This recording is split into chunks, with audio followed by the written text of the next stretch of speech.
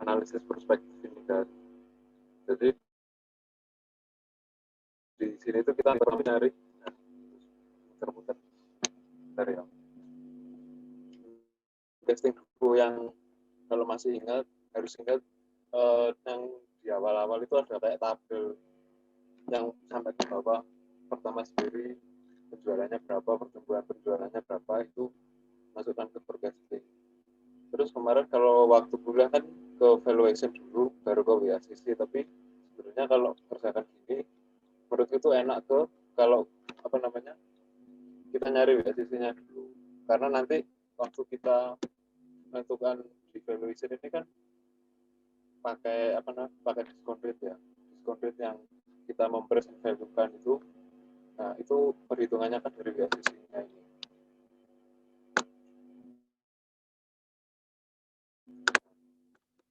Di itu diketahui dari hitung-hitungan versi soal ini nilai intrinsik per saham itu 1884 ini. Jadi kan apa namanya tujuan utamanya dari analisis ini kita tak nyari nilai sahamnya perusahaan dari kinerja dan hitung-hitungan yang diketahui itu. Maksud apa masalahnya itu ini? Anda berpendapat bahwa nilai intrinsiknya ini sedangkan atasan Anda disuruh itu. Terus yang pertama itu ini ada keterangan data orientasi sesuai dengan data historical 3 tahun terakhir rata-ratanya segini. Nah, kalau yang kemarin kita ngerjakan di apa namanya di latihan itu kan itu pakai pakai pertumbuhannya dari beberapa 3 tahun belakangnya dihitung. Nah, tapi di soal ini ada keterangannya sesuai dengan data historical rata-rata pendapatannya naik terus nih. Proyeksi terdapat pertambahan sebesar 1% dari rata-rata historical. Berarti sales growth-nya yang kita pakai di perhitungan itu meningkat 5%, 5% tambah 1%, 6% kan. Terus yang ini perkiraan free cash flow akan tumbuh 5% setelah periode forecast. Berarti nanti kalau dilihat dari kata-kata di soal ini untuk apa namanya valuation-nya discounted cash flow ini kan yang nanti kita apa namanya pakai perpetuitas dulu pakai discounted-nya 5% dulu.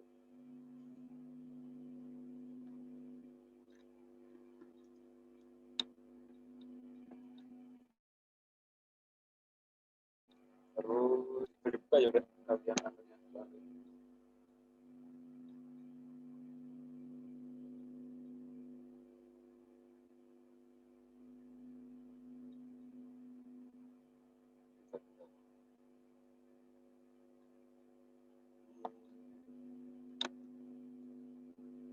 Ini berapa?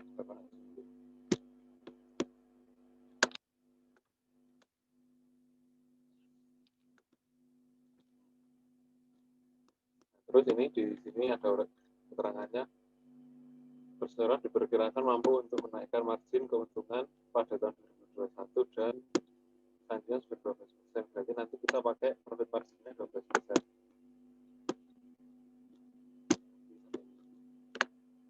Terus ini manajemen Telkom membuat keputusan tidak melakukan pembagian dividen pada 5 tahun ke depan.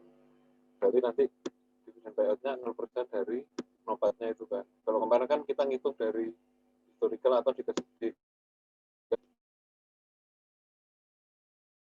melakukan dividen. Terus ini sesuai dengan laporan keuangan tahun 2020 pinjamannya 50 juta. Ini buat opening debt-nya.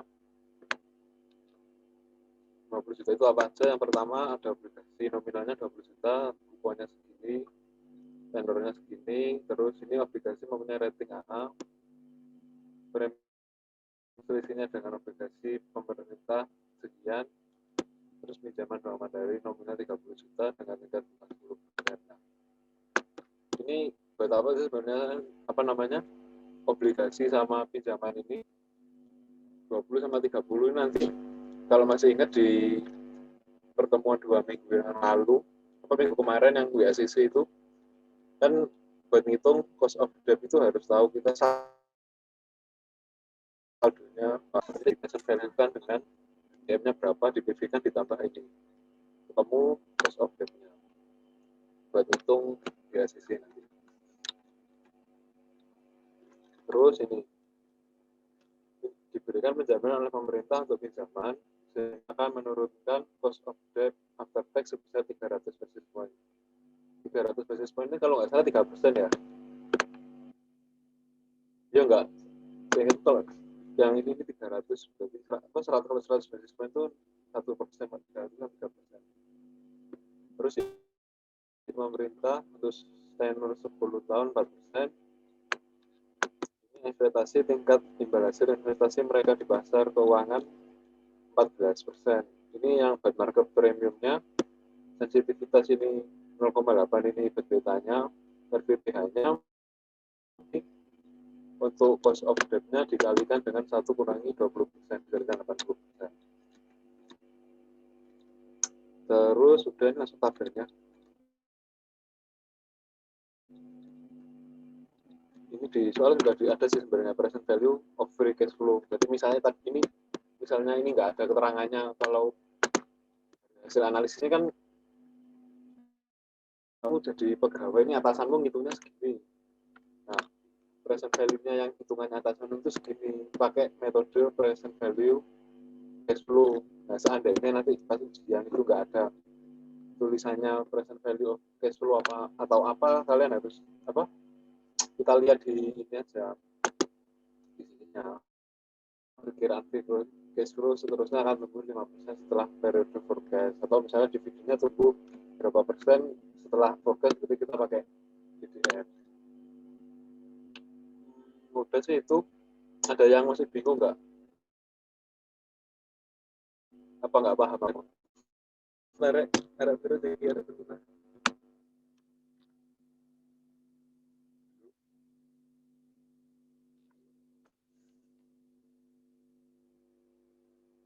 Ini lanjut apa gimana?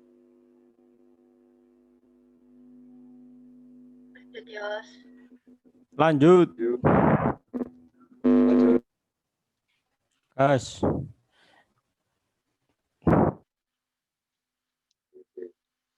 Aku nggak kamar mandi bentar ya.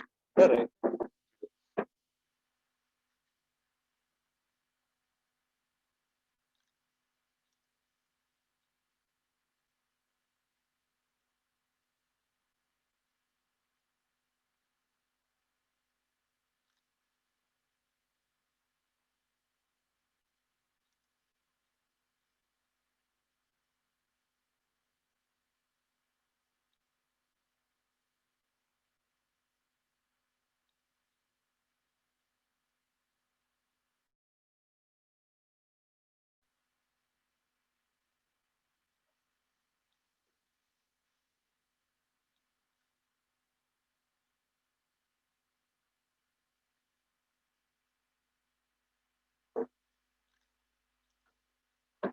Aduh. Ini. Nah, kemarin itu nyoba itu. Nanti kalau misalnya ada sih nggak sepakat atau gimana, apa ada yang kalau menurutku gini, alasannya gini, apa bilang aja ya. Kita belajar bersama. Itu sih aja. Aku udah ngajari kok. Jadi kan ini yang pertama buat tabel dulu. Nanti kalau pas ujian, apa kalian buat sendiri atau sama kampus apa sama dosen, jadi sediakan formatnya ya nggak tahu lagi, cuma gampang ya nanti kalian buat di Excel. Yang pertama itu kita nyari penjualannya kan, tadi diketahui di soal kalau pertumbuhannya penjualan Telkom ini 5% dari data historicalnya, tapi ada proyeksi pertambahan 91% dari rata-rata secara konstan. Jadi kita pakai pertumbuhannya itu 6% sampai periode ini. Dari sini ada yang masih bingung nggak kenapa makan 6%, atau ada yang nggak sepakat kenapa gitu, kenapa kok mengembangkan 6%?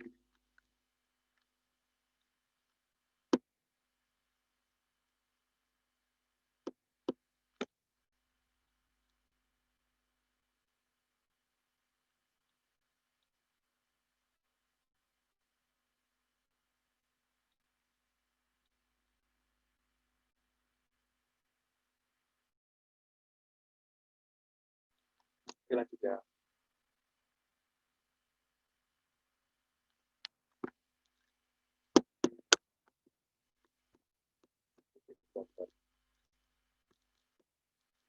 Serius.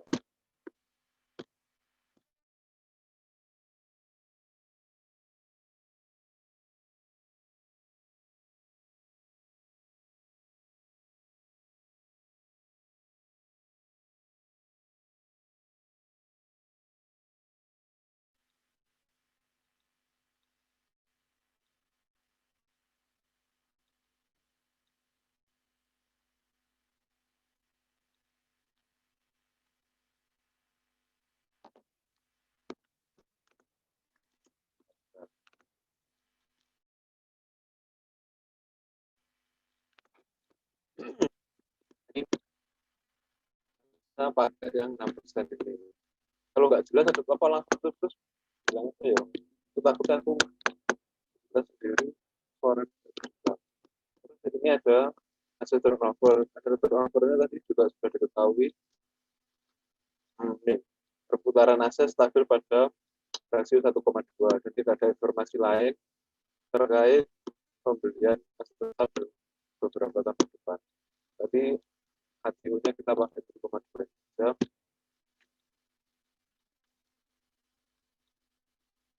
Berarti kan salesnya 6% ya.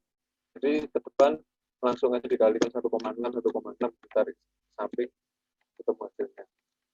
Nah, terus narik Noah itu rumusnya ini salesnya tahun yang sama dibagi turnover. Kamu angka sekitar F8, berapanya ini bagi F11.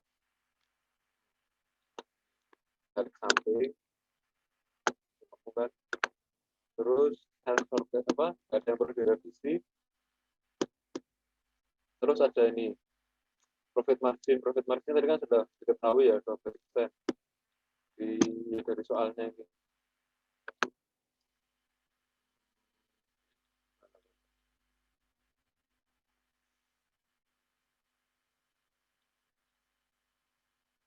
Nah, ini perseroan diperkirakan mampu untuk menaikkan margin keuntungan pada 2021 dan selanjutnya sebesar 12%.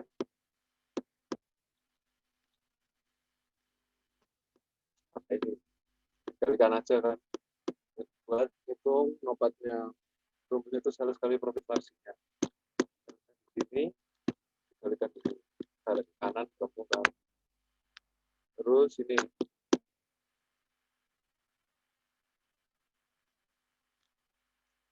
proses other operating income ada keterangan di soal, jadi dilewati aja. Terus ada perubahan NOA. Jadi perubahan NOA itu ya dari NOA itu tahun 2021 itu dari 2021 ke 2020 itu perubahannya berapa?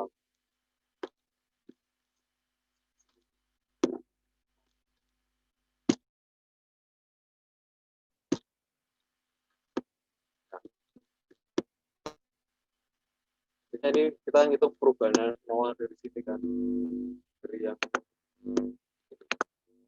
dari NOA 2021 ke sini selisihnya berapa? Kita hitung dari tabel ini sebagian ini sampai ke kanan lah. Itu dari tahun ini kurangi tahun sebelumnya itu berapa? Itu juga ke tahun 2022 dan 2023 2024 caranya sama. Terus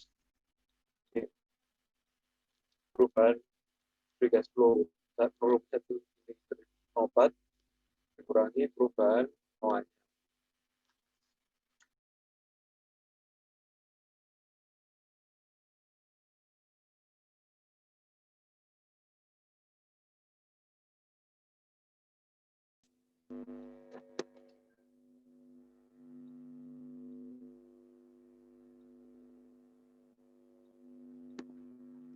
Bentar.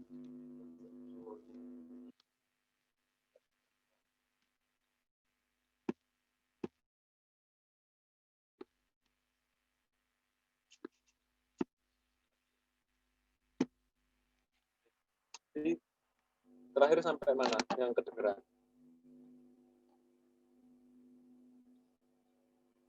Yang free cash flow. Nah ini ya perubahan free cash flow ini ya. Ya. ini rumusnya NOPAT kurangi perubahan NOA. Tadi kan sudah dihitung tuh 7521 880 ini dikurangi sama NOPAT-nya. Mungkin gini ya, ini filosofi apa asal usulnya itu kenapa kok NOPAT dikurangi perubahan NOA. Kan NOPAT itu income kita di tahun berjalan. Nah, sedangkan di tahun berjalan itu kita untuk melakukan operasi itu kan kita butuh aset juga kan, aset aset lancar itu loh, aset lancar. Nah, sedangkan NOA itu kan net operating asset, buat operasional kita itu di tahun 2021 ini kita mesti nambah operating asset kita itu sebesar 7 juta ini, 7.521.880. Nah, sedangkan untuk income kita di tahun 2021 itu sebesar 19.140.751 itu. Nah, dari income yang kita peroleh di tahun 2021 ini kita gunakan untuk beli operating asset sebesar 7.521.880. Sisanya itu yang jadi free cash flow-nya. Kan logikanya itu kalau kita mau nambah income, nggak mungkin income itu sendiri kan, mesti nambah operating asset. Nah, makanya dari income yang diambil di sini itu cuma perubahannya aja, bukan operating asset yang awal itu kita punya berapa, tapi kita cuma cari perubahannya aja dari penjualan. Sebenarnya hitungannya dari penjualan lah, dari penjualannya 150 juta untuk jadi 159 juta itu kita perlu aset dari sini NOA-nya nah ini loh, kita dari penjualan 150 kita kalau penjualan 150 kita itu perlu aset segini. Kalau naik ini kan juga naik juga kan operating asetnya. Nah, makanya ini kan operating asetnya berubah kalau penjualannya naik. Nah, operating aset ini kan nanti dibiayai dari income kita ini. Makanya untuk free cash flow-nya itu dari NOPAT dikurangi NOA. Kira-kira begitu sih. Apa ini kira-kira aku sendiri loh ya, belum, aku nggak baca buku ini full. Kalau ada pendapat lain atau yang benar gimana bilang aja. Gimana yang lainnya? Bener gitu tak? Aduh. Iya, Yos.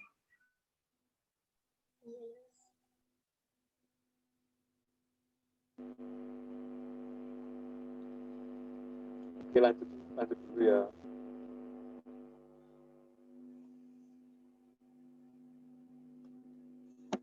Terus ini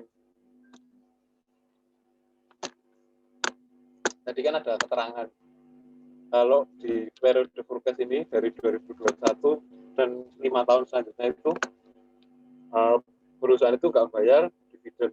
Jadi percentage of dividen payment-nya itu ya 0% dari NOPAT. Nah, filosofi asal usulnya itu kan free cash flow ini nanti bakal dibagi dua.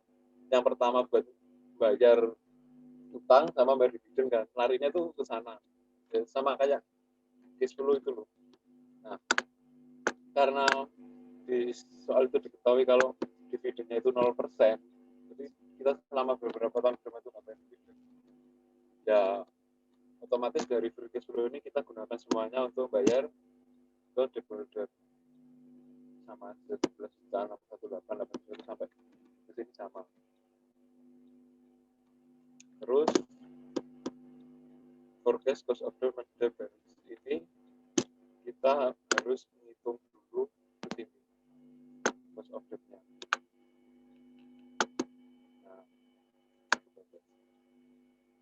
Nah, cost of debt tadi kan diketahui ya nominalnya 50 juta. Nah, tapi kan obligasi itu kan kita pakai present value ya. Jadi jangan langsung ditambah, jangan langsung ditambahkan obligasi itu. Nah, yang di bank 30, interest rate-nya 10. Nah, sedangkan obligasinya masih kan 20 juta, tapi kan itu par value-nya kan masih future value waktu kita kembalikan pokoknya ke depositor itu 20 juta. Nah, tapi saat ini posisinya berapa sih? Kita nyari pakai YTM-nya. Jadi kan diketahui di soal kalau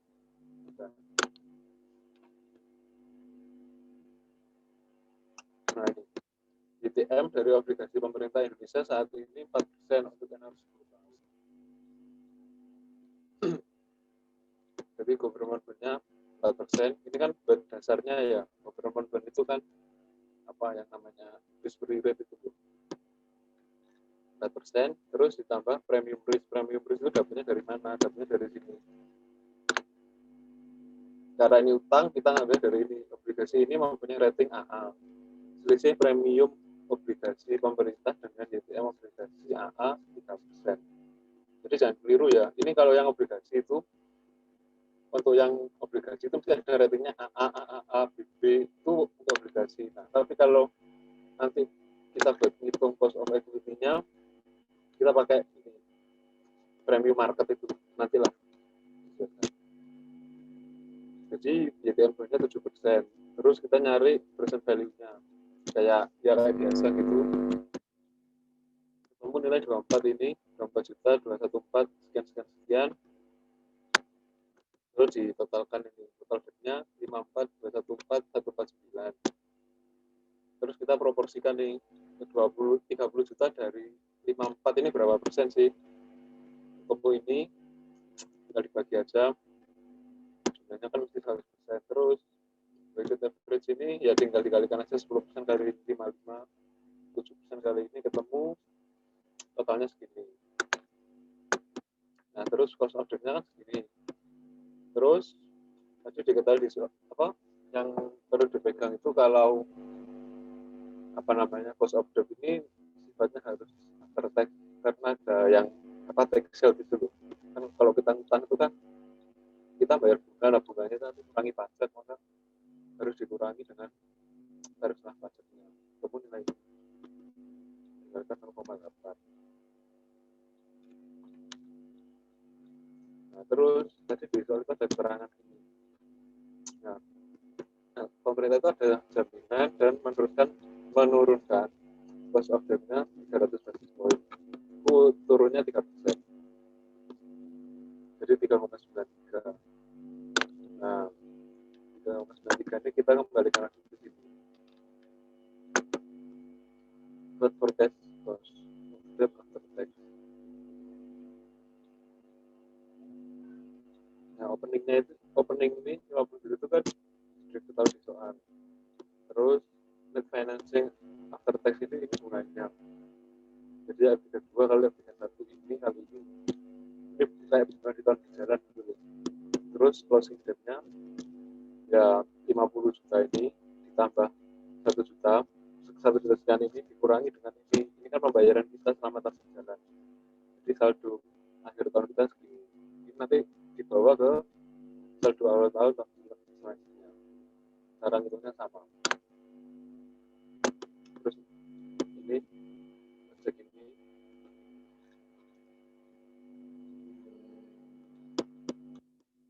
Terus ini itu rate surplus profit 4 kurangi terus gini. Terus kalau equity, nah ini kemarin itu yang bingung di ekuitas tahun berjalannya, tahun sebelumnya ini berapa closing equity. Ini mestinya kan aset kurangi liability. Aku kemarin tuh hitungnya ngambil dari sini. Nah, ini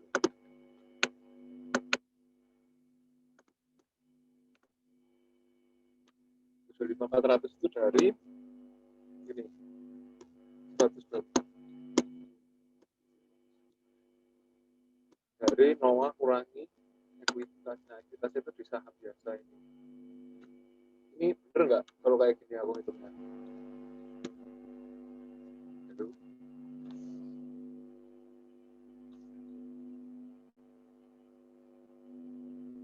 Yang mana tadi, Yos?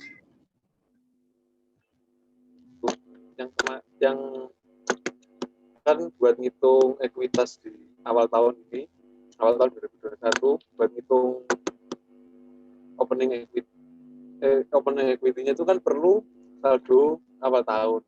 Nah, saldo awal tahunnya itu kan closing equity-nya tahun sebelumnya kan. Nah, aku kemarin tuh ngitungnya ketemu 75.400 ini. Nah, 75.400 itu dari NOA di tahun 2020 ini, atau operating asetnya ini segini, dikurangi sama ini, outstanding share-nya. Kalau dikurangi sama closing date-nya. Kan ini kan aset, ini liabilitas. Berarti ketemu ekuitasnya kan. Udah bener nggak kalau gitu? Apa ada cara yang lain?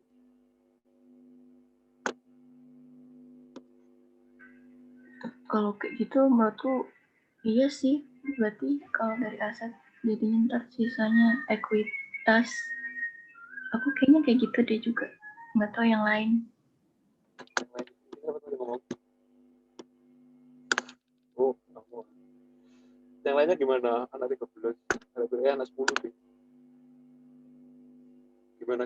Ada pendapat? Nah, lanjut dulu ya. Nanti kalau sama kelompok kalian diskusi, misalnya dari sini beda apa bilang gitu kelas saja ya. Balik ke sini. Udah ya clear kan? Ini kalau dihitung equity, aset kurang liabilitas ini, liabilitas caranya ngitung ekuitasnya itu ini, NOA dikurangi closing date-nya. Terus opening plus income dikurangi dividen-dividennya kan 0. Berarti openingnya itu pakai ini D41, berarti langsung ditambahkan sama income-nya itu F37. Jadi pakai surplus profitnya. Terus ditarik ke kanan, hasilnya harus balance. Balance itu belum tentu benar kan? Oke.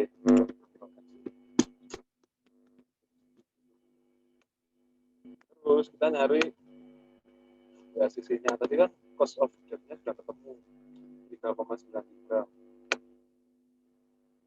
Kita nyari cost of equity pakai CAPM. CAPM itu rumusnya kan risk free rate plus premium risk kan. Nah, tadi di soal itu diketahui kalau obligasi pemerintah itu tingkat bunganya 4%. Beta itu tadi di soal nggak ada tulisannya beta. Tulisannya itu sensitivitas terhadap pasar. Itu sebenarnya beta 0,8. Terus market premium risk-nya 14%. Rumusnya premium risk itu kan market dari beta. Ketemunya 11,2 ditambahkan 15,2. Terus kita hitung WACC-nya. WACC-nya itu 54,14 ini dari tabel yang tadi. Nah, itu 54,14,149. Kosnya pakai ini. Sementara yang share-nya ini 80 itu dari total outstanding dia per tanggal itu berapa. Di soal kan diketahui ya outstanding share-nya berapa. Dikalikan market price-nya berapa. Nah, dikalikan aja ketemu 134, 214, 149 setelah ditambah. Kosnya kita sudah tahu, diproporsikan, terus ketemu WACC-nya 10,65.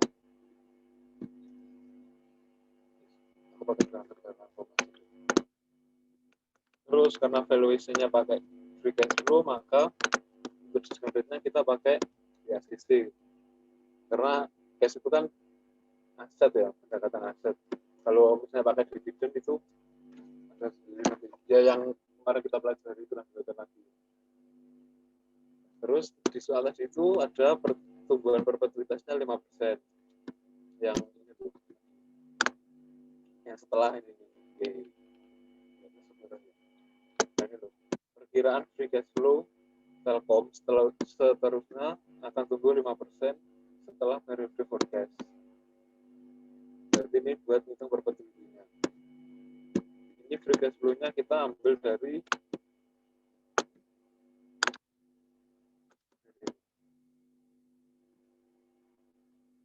nah, dari sini ya, dari perubahan. Ini sudah benar nggak menurut kalian? Ambilnya dari sini, dari perubahan free cash flow-nya kan. Free cash flow di tabel ini cuma satu ini aja kan. Nah, dari tabel itu ditarik. Gimana? Iya, setuju. Daya kita ditarik ke sini, terus di present value kan. Ya, rumusnya itulah, ini dikali catatan pertama di pangkat yang satu. Nah, terus yang di terminal value-nya itu kita pakai free cash flow di tahun 2024 dibagi DACC-nya dikurangi pertumbuhannya. Untuk apa yang probabilitas itu ketemu 231. Sudah di present value kan total PV ini kan dari anunya dari total present value dari free cash flow-nya itu, terus dikurangi dengan debt. Kenapa kalau dikurangi debt? Karena free cash flow itu kan aset ya, cash itu kan aset. Kalau di neraca itu kan ini aset liabilitas kan. Nah, posisi di aset itu 319 ini. Nah, sedangkan nanti tujuan akhir kita itu nyari surprise-nya. Ya kan? Nah, makanya dikurangi dengan debt-nya yang 50 juta di awal tadi. Kenapa kok pakai 50 juta, kok nggak pakai yang 52? 52 berapa? 54 itu karena ini di enggak, ini aku juga bingung sih, ini sebenarnya pakai 50 apa pakai yang 5 ini ya, enaknya gimana?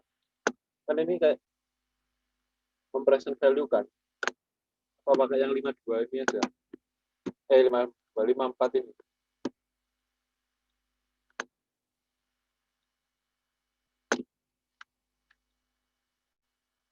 Ada pendapat nggak?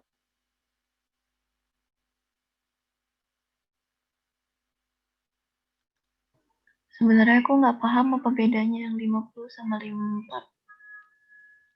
50 juta itu kan book value apa?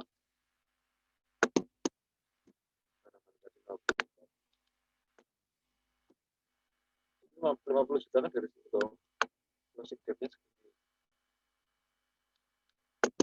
Nah, yang 54 itu present value-nya dari hitungan kita 54, 214, 149. Ini present value-nya.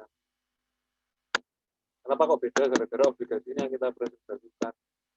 Kan mestinya tadi obligasinya 20 juta itu. Kalau di present value kan jadi 24, 214 itu.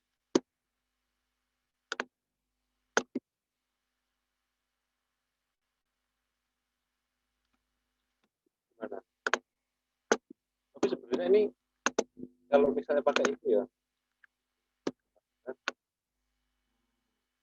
pakai total value. Represent itu jatuhnya mesti 3.000, dan ternyata di soal itu tadi Anda berpendapat ini itu cuma 1.800, surveinya hanya banget. Ini dari soal itu kita harus dapat nemu angka segini. Apa memang ini juga salah juga 1884 itu.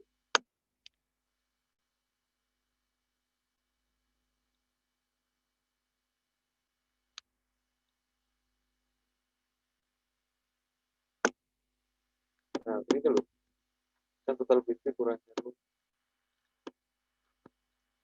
Ini yang jelas 2024 nya saya. Nah, dari 2024 itu nggak dikasih probabilitas, makanya jadinya jauh. Mana? Ada pendapat nggak?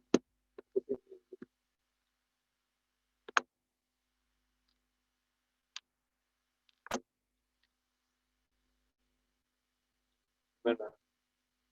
Kenapa sore harus diam? Bim, apa Bim? Mengenai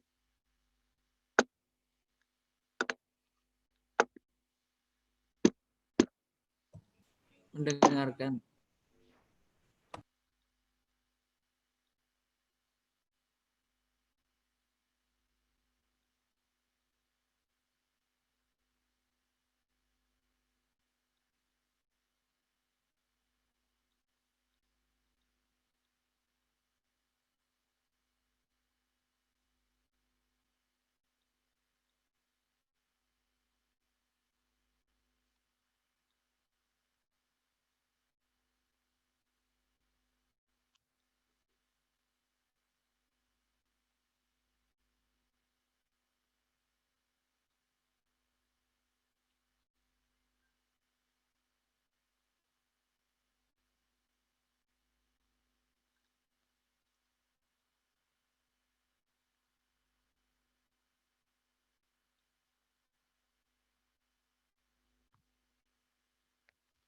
ada tentang ini apa didiskusikan dulu sama kelompoknya, ini tak share ke kelas nanti biar aku ya berdiskusikan lagi sama kelompok kalian ya. Ini kan intinya masalahnya kan